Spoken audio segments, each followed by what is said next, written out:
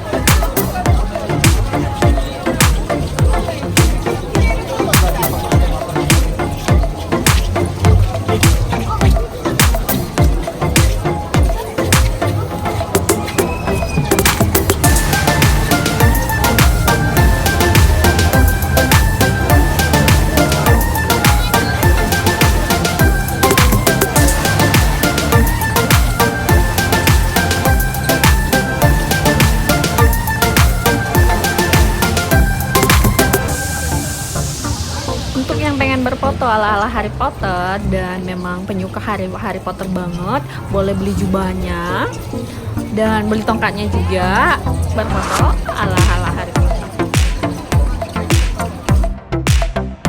Sekarang kita sudah berada di Wonderland Universal Studio Jepang.